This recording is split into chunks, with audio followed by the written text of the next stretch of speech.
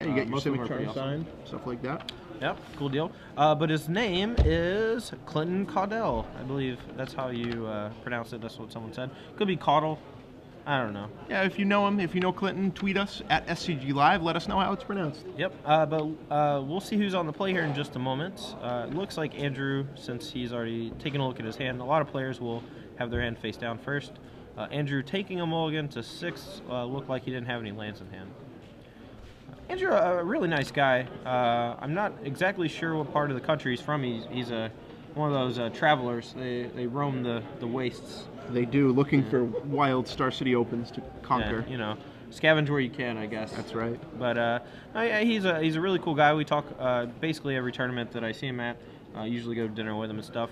He really loves his Red Blue Delver and Legacy. Even when he knows it's bad, he's going to play it. Doesn't matter. Yesterday he played that sweet Grixis deck where he killed himself with his Dustmantle Seer. Yeah, that was awesome. Yeah, that was pretty fun to watch. You know, a little unfortunate for him. He didn't break through into the top 8, but hopefully here he's going to fare a little bit better. He's 3-1, and he mulliganed into a 6-card hand. Luckily, he has a few lands, and looks like he just drew his 3rd color. Andrew looks like he's playing Esper. He's got a lot of islands, plains, and swamps, splashing the blue for mostly for Cyclonic Rift. Doesn't look like he has any key runes in his deck, though. He has 17 basic lands. Wow. And that's something you almost never see in this format. Right. Clinton looks like he's also playing... well, that's a Griffin. I think that's an Orzhov Guildgate, but I don't think he's playing very much black at all. He has... He's Naya, it seems like. Let's see. Well, he has an Azorius Guildgate in his deck. Huh, he must be splashing some blue card. Yeah, he's splashing a bunch of stuff, it looks like. But he decides to play old Hill Giant. Yeah, not so bad. So 2/3 flyer and a Hill Giant for Clinton Caudle, 3/3, versus Nuprov Guildmage, Keening Apparition, and a Balustrade Spy. Yeah, and these guys are playing lightning fast here while we're trying to talk about their decks. How rude. I know. Someone talk to them. Yeah, Nuprov Guildmage definitely looking to potentially take over the late game. Andrew's deck looks fairly basic for an Esper deck. A lot of, you know, mid-range, a couple early creatures to help stall the board, to make sure he's able to get to things like activating his Nuprov Guildmage.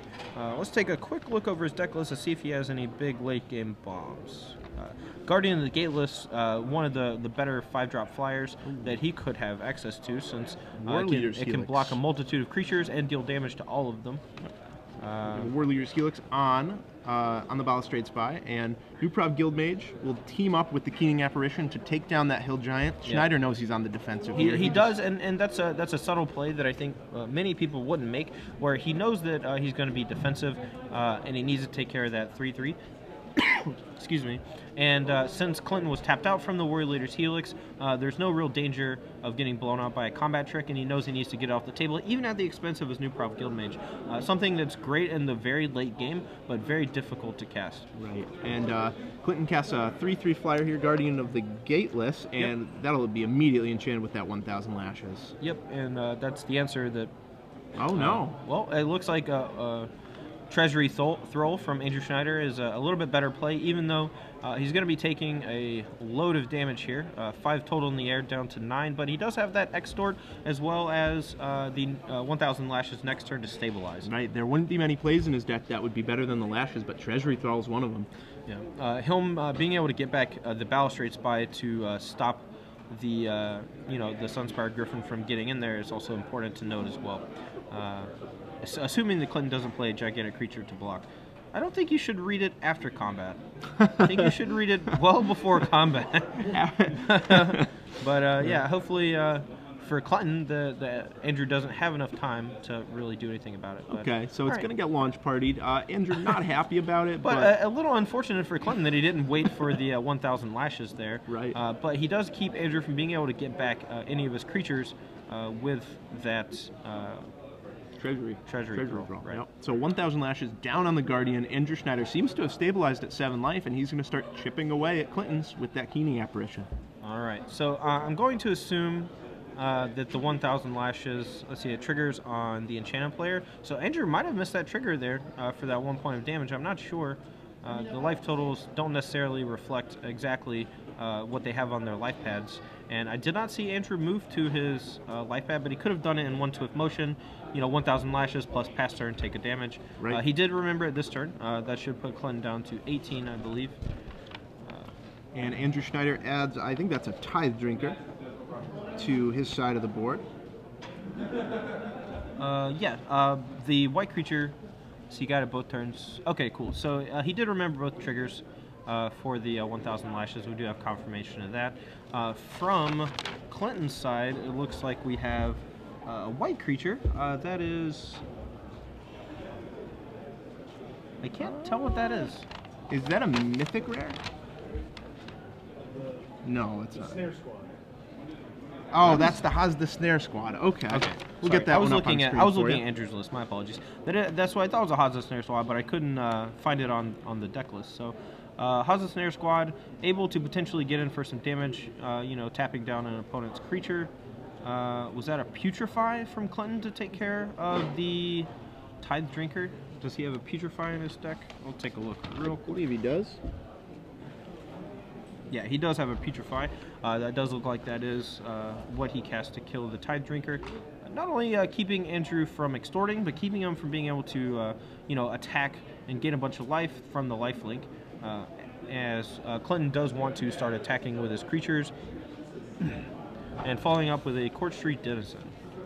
So right now we have 1/4, a 2/2 versus a 2/2 here. Yeah, and that Snare Squad really doing a number on Andrew Snyder's defenses. Even if he has another blocker, it's going to be hard for him to block profitably. But Angelic Skirmisher, that's quite the defensive creature. I don't necessarily like this attack. Can we bring up Angelic Skirmisher real quick? It has a lot of abilities, and I want to make sure I don't mess this up. But Angelic Skirmisher, at the beginning of each combat, including your opponents, you name one of a multitude of abilities, and all creatures you control gain those. Right. I think Lifelink is one of them, Lifelink and is, Andrew yeah. was able to use that to gain life. Flying, however, is not one of them, so you're not able to make all of your creatures fly. Just go right over your opponent. But First Strike, Vigilance, and Lifelink, all very powerful effects that you can choose to do. Court Street Denizen coming in against the Skirmisher. I assume Andrew's just going to take it for fear of a Blood Rush card. Right. He can't really block here. It would be pretty suicidal to just snap block. I mean, your opponent, yeah, he only has one card in hand, but it's a crazy attack if he doesn't have it. Right. All right, so he's going to choose Lifelink here, and he's going to gain, 6 life, up to 12 at a very healthy life total now. Not even really afraid of a potential Blood Rush card from Clinton anymore. He's also dealing him 4 damage worth of flying, which along with that 1,000 lashes should end the game in just a few swings if Clinton can't find an answer. Right. Second Balustrade Spy for Andrew, too, to add another flyer to his board. Right.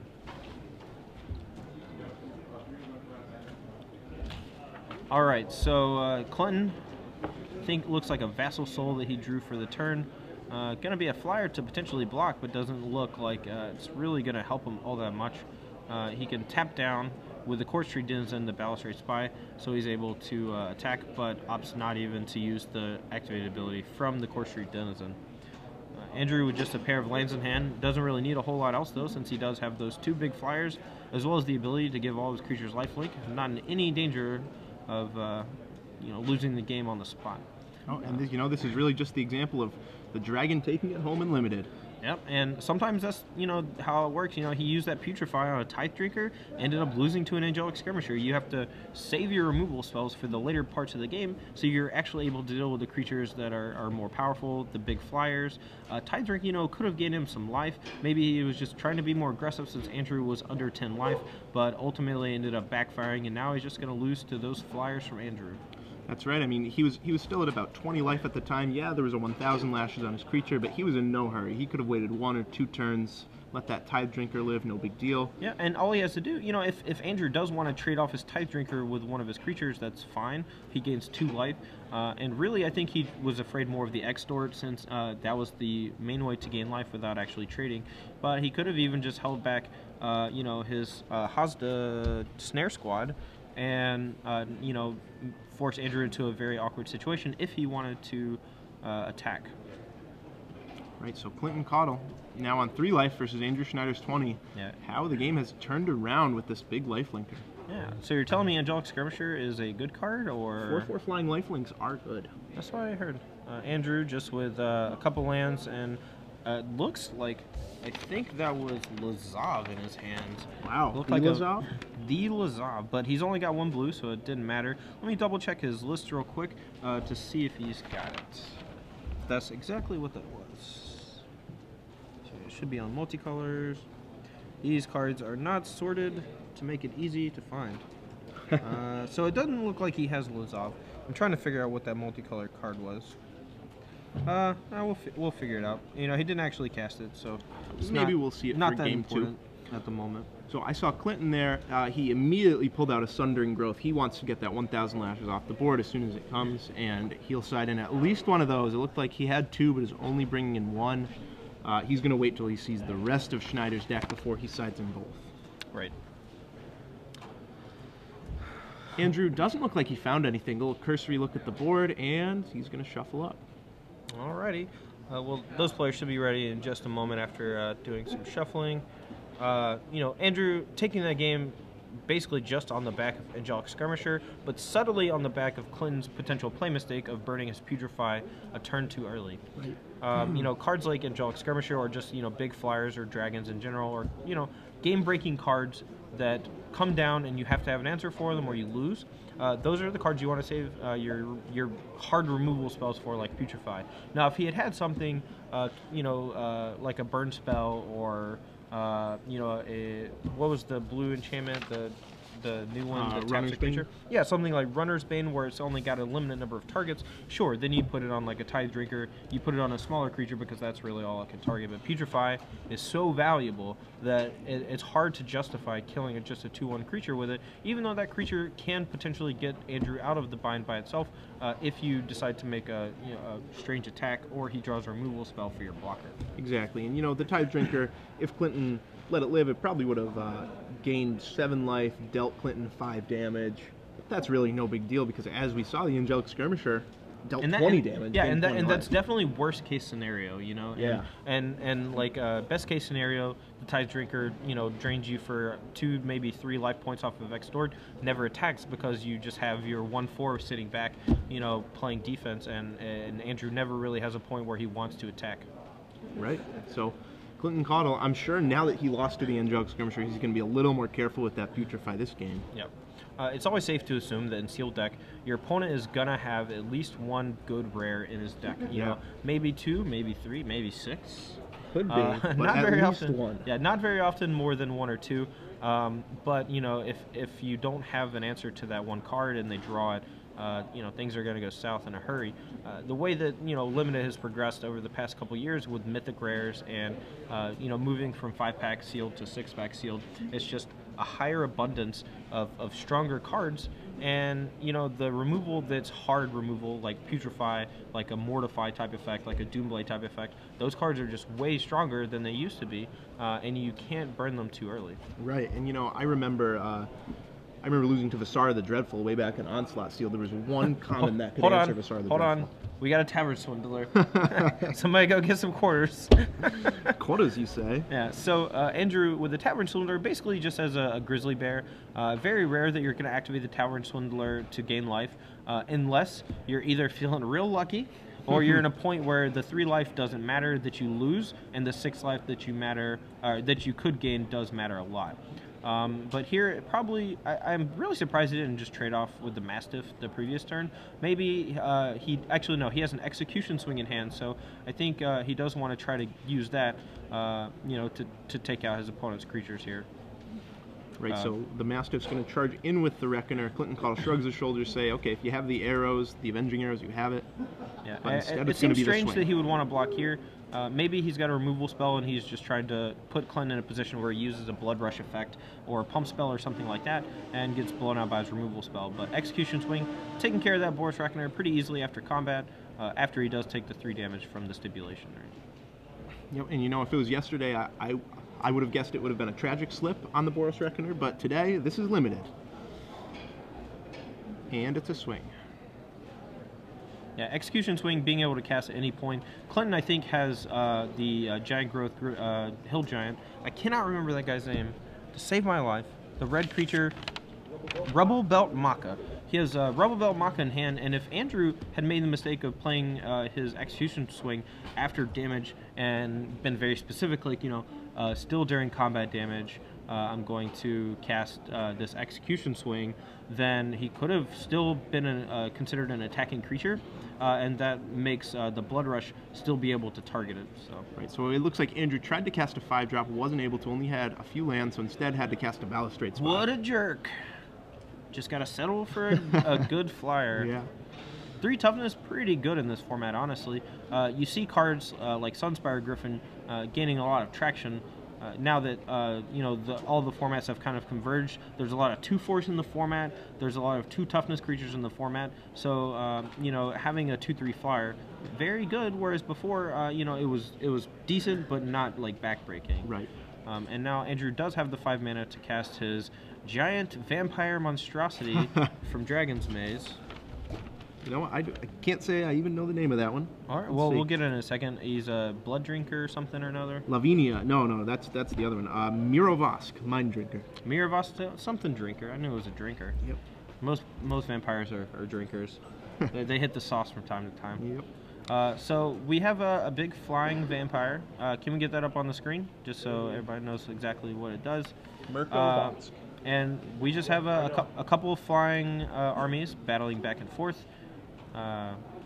Andrew looks like he's ahead since his is a little bit bigger, but I don't think he can profitably attack and kill both creatures without losing something. The 2/4, Mirko Vosk. If I'm pronouncing that poorly, I apologize. Andrew does have a Devour Flesh, so if there was some sort of double block shenanigans going on, he could have really punished Clinton in one way or another. But it doesn't look like he has a whole lot, so he just attacks with both guys to get in 2 points of damage. Yep, and it looks like a Keening Apparition coming down for Andrew. Yeah, as well as it looks like an Undercity Informer, which is coming down right after that.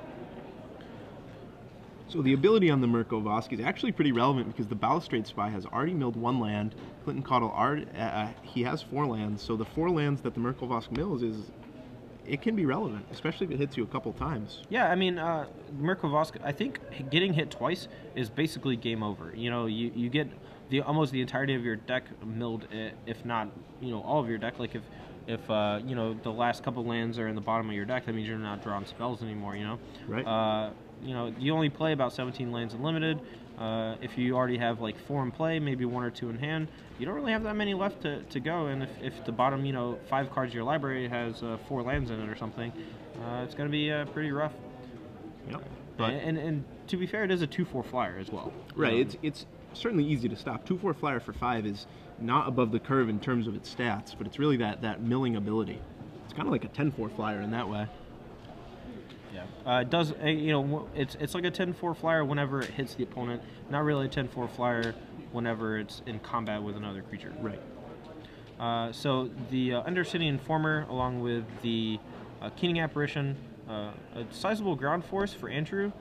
He's going to use a Devour Flesh here to really put the question to Clinton: which creature is least important to him? Decides to sacrifice the Hazda Squares. Yeah, Snare Squad.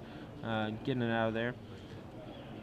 I feel like I'm in Game of Thrones, man. All the Hazdas and the people from the other side of the aisle. And the Hosters and the things like that. So it looks like the Balustrade Spy and the Mirko Vosk. Oh, maybe not. Might be changing our mind here.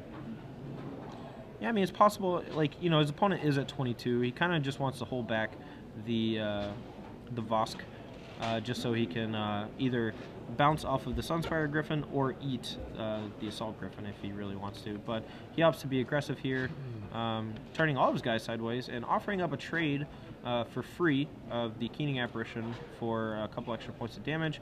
He would get to mill a bunch on Clinton if the drinker hit. So basically, Andrew figuring out he can get in a free 2 points of damage there, hitting Clinton for 6. Yeah, the Mirko Vosk is just so scary, especially since Andrew has the Undercity Informer in play that's just going to start milling Clinton if it ever gets close. Yeah, exactly. Plus, not to mention, Clinton is stuck on 4 lands, and if he mills 4 lands out of his deck, the density of lands in his deck is going to be much lower. Looks like he drew... It looked like a War Leader's Helix, but the picture on the War Leader's Helix and the Casting Calls look very similar to the Angel from Gate Crash. Yeah. I want to say not Fireman Angel, that's the old one. But here's the Vaishno Striker. So 2/2 haste, it's going to get an additional +2/+2 when it comes into play, and Clinton decides he can only race at this point. Vaishno First Blade, my apologies. Okay. Yeah, so Vaishno First Blade getting in for an extra 4.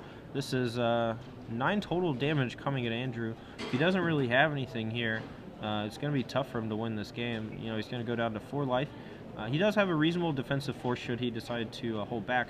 Along with the Undercity Informer, though, on top of the Drinker, you know, he could just mill out his opponent next turn, and that's definitely a consideration. Exactly. He has the ability to mill 8 lands and all the rest of the cards that he hits from Clinton Caudle's deck, but fortunately for Clinton, he's only drawn 4 land, and Andrew's only milled 1, so that would not be enough.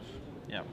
Andrew takes a look at his life. He actually is going down to 3 if he doesn't have anything here. My apologies. I think his last card is a Cyclonic Rift too. So he has a lot of decisions here. He's on 6. Cyclonic Rift Overload costs 7, so he has to decide if Clinton can deal him 3 extra damage. Yeah, I mean, since he has the haste guy, that actually seems kind of I don't know why you would bounce that guy in particular. I mean, you prevent 1 extra damage, but he has haste next turn.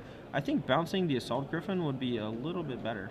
Yeah, and it looks like we have the Maka coming down on a flyer to deal an extra 3 points of damage Blood Rushed. Yep, and that's going to deal a total of 8 damage, putting Andrew to 4. And I don't think he can really afford to attack with too much. Probably just the Drinker here. You know, maybe not even that. Right. He still has 1 flyer left after that, but if he knew that Clinton had the Giant Growth in hand, he would not attack with the Murkovosk, but I don't know if he has a choice. I don't know how else he's going to win this game. Actually, it looks like Clinton has War Leader's Helix in hand. I don't think it matters entirely. You know, it's possible that he's just going to attack here, see a little more of the information of Clinton's deck. You know, maybe Clinton draws a land, he plays a creature, and he has enough mana to mill him out, but that doesn't seem remotely likely. Yep, so Murkovosk gets activated. Clinton's going to mill until he hits 4 lands. 1, 2, 3, and 4. All right, so he does get to see a reasonable number of Clinton's cards. I assume in response to the War Leader's Helix to kill him next turn, he's going to mill, you know, until he hits the next 4 lands, and just to see a couple more cards in Clinton's deck. Exactly. We have all the information about Clinton's deck, but Andrew doesn't. War Leader's Helix is a surprise, and Nope, well, Andrew decides to pick him up. Ooh. Hello, Viashino Shanktail. What is this? Oh no, we're bugging out. A little behind-the-scenes look at SCG Live here. This is how the magic happens. All right, so a little bit of technical difficulties. We'll get that off the screen for you in just a moment. This is our list of all the cards, so you guys can see at home when we start talking about certain things. I think Andrew realized his mistake there at the end of the game, not able to activate his Undercity Informer. Once he began scooping up his cards, you've already declared that you've conceded the game, and you don't have the chance to go back and start activating things. Right. You know, he was dead anyway. It's a little bit of information he misses out on. Might not have been too important, but he does potentially get to see some more combat tricks from Clinton, some more removal spells. So, you know, maybe he loses to a card he would have seen, and he could have played around it. We'll see what happens. Yeah, and you know, I was looking at Andrew's deck right now, and he has a Lavinia of the 10th as well. And if you guys don't know Lavinia, hopefully we can get it on screen for you. But it's in just a minute, because we have to get back to the right. But Lavinia of the 10th, a blue and white creature, 5 mana, 4/4. With protection from red, and when she comes into play, she detains all the opposing creatures that cost 3 or less, I believe. 4 or less, or I 4 or less? want to say. It might be 4 or less just because she's a 5-drop. So right. She detains, you know, all their non-land, or I guess all their creatures, maybe non-land permanents. I don't believe that she shuts down planeswalkers for a turn, but I could be wrong on that. But we will probably get that card up on screen for you since it is in Andrew's deck. Yeah, you know, it's such a great card. It's like all the best parts of Cryptic Command for limited, and also it's like a fog too, in that they can't even attack you on their next turn. So one of the best rares from Dragon's Maze, and Andrew Schneider's it is a deck. rare and not a mythic, Right, and that's important to note. Exactly. It will come up much more often than a regular mythic rare. So he has the Lavinia of the 10th, he has Murkovosk, he has Cyclonic Rift, and he has the Angelic Skirmisher. Yeah. So what a powerful deck.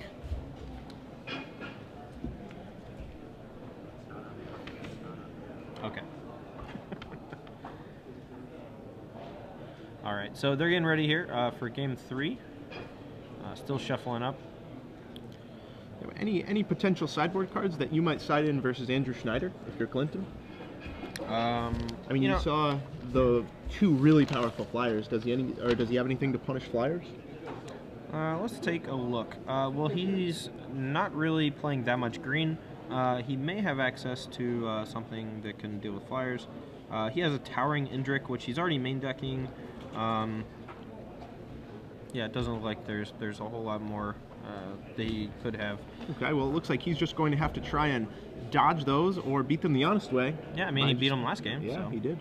I mean, sometimes you have to block with your guys because you're at a low enough life total, and then a timely Blood Rush really puts it away. Andrew looks like he is lacking white mana, but he does have a 2-drop and potentially another creature here. Yeah, there's an Undercity Informer. I also saw a Gutter Skulk in hand, so not a bad start, not a bad force coming down, but he really wants to draw white mana so he can cast 2 spells next turn. And Court Street Denizen from Clinton, that might enter blocking mode. He could be on the back foot this game. Yeah, I definitely would have blocked there since Andrew does have 2 creatures in play already, and now this Gutter Skull coming down is representing a sizable clock for Andrew. He does have Cyclonic Rift in hand, like you said, as well, and he can just use it like an unsummon just to bounce whatever blocker Clinton might put up in front of his creatures and really put Clinton in a tough spot. Yeah, so it's kind of flipped around a little bit. Clinton was the aggressor the first 2 games. Andrew Schneider really taking the priority here. The initiative. So he decides to tap the Gutter Skulk with the Court Street Denizen. Now, Andrew, if he doesn't draw a white source here to play 1,000 Lashes, it's likely he's going to Cyclonic Rift, or I guess he just decides to trade. Clinton actually debating not blocking, which is pretty bold considering he's already down to 8 life. Andrew could have a multitude of cards to really push him, through over the next couple turns. That Cyclonic Rift, his 1,000 Lashes, if he draws a white source next turn. So I think Clinton's actually in a really bad place because he opted not to trade twice. Wow, and he's attacking. He's attacking. Maybe he has some big life gain card that we're not seeing. He does have a Vaishno First Blade, I think, or there's a Robot Maka. I thought I saw a Vaishno First Blade, so he can potentially just haste out Andrew on the next turn if Andrew, doesn't play anything. But he does, like I said, have that Cyclonic Rift, which I think he probably should have cast that turn. Right, at the end of the turn? Yeah, and then, potentially being able to cast another spell with all of his mana untapped. He's never going to ultimate it. The Robot Maka, not particularly devastating with just the Giant Growth effect, and as you see this turn, he's just doing it during his main phase because he didn't draw, his white source for 1,000 Lashes, but he's attacking for 6, putting Clinton down to 2 life. Yeah, this is crazy. Andrew Schneider on 3 lands, and with this really just an unimpressive attack force, but it did the job because Clinton was... What's very interesting, I don't mean to interrupt you, I'm sorry, you continue. So what's actually very interesting is that Clinton has that Vaishno First Blade in hand, and along with the +2/+2 and haste, as well as the +3/+3 from the Robot Maka, he can do 12 damage this turn. Wow. And that's what he was going for since he has the tap ability of the Court Street Denizen. He was really hoping to be able to push through those last few points of damage. Andrew doesn't have a flyer in play, so he could just play out his Boros Reckoner here and hold back his whole team, try to go out to trade off. I do believe that was a Boros Reckoner in his hand, as well as the Vaishno First Blade, which can't quite kill Andrew, and once Clinton figures out that he can't win the game on this turn, he will likely decide to just cast Boros Reckoner, play his Guildgate, and pass the turn back. Cross fingers. Exactly. Versus an opponent with 3 land, he has 6 spells in hand, right? And all you can do is hope they're all white. Dude, Clinton. And if the game makes it to where Andrew draws a plains, and oh wow, I don't know. Wow. I mean, maybe he has Eyes in the Sky, but he's at 2. I don't understand what happened. Yeah, not sure what's going on here. Oh, nope. The Eyes in the Skies make 2 white creatures, which Court Street Denizen can tap with. So he, pre-combat can do that, tap 2 creatures, and still be able to block the last creature. So Clinton should hold him, back up before combat. Cast Eyes in the Sky. Eyes in the Skies. I don't know. It's one or the other. Skies in the Eyes? Yeah, Skies in the Eyes. There it is. Lucy in the Skies with eyes in her diamonds. So tapping his 2 creatures and creating 2 blockers to potentially, threaten lethal next turn with the Vaishno First Blade. This is pretty sweet here for Clinton, actually gonna pull this game from the grasp or from the clutches of defeat. Just because he decided to race. Yeah, the Court Street Denizen. I didn't like the decision when he made it, but he knew more than I did. Yeah. Court Street Denizen's super powerful with Eyes in the Sky. Yep. And it's awesome, interesting to note that Clinton decided not to trade on turn 3, turn 4, turn 5. Just never wanted to trade his creatures because he knew that he was building to a point where, along with Vaishno First Blade, as well as a couple combat tricks like the Eyes in the Skies with the tap ability from Court Street Denizen, was going to be able to pull this game out. And it looks like this 1,000 Lashes is just going to do nothing. It's going to deal 1 damage, but he does have the Sundering Growth, I think. The Sundering Growth, and then he's going to follow it up with the Vaishno First Blade, and that's going to be the game. Yeah, and Andrew's going to be left wondering where his aggressive draw faltered. Oh, and there's a War Leader's Helix just in case.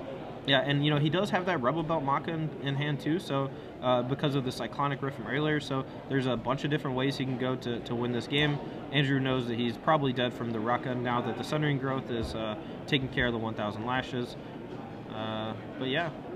Yep, there's the hand. Wow, Andrew Schneider gets defeated. I thought for sure he was going to win that one, but Clinton Caudle wins it 1 life. Yeah, well done. Very, very tricky sort of interactions with Eyes in the Skies and Court Street Denizen.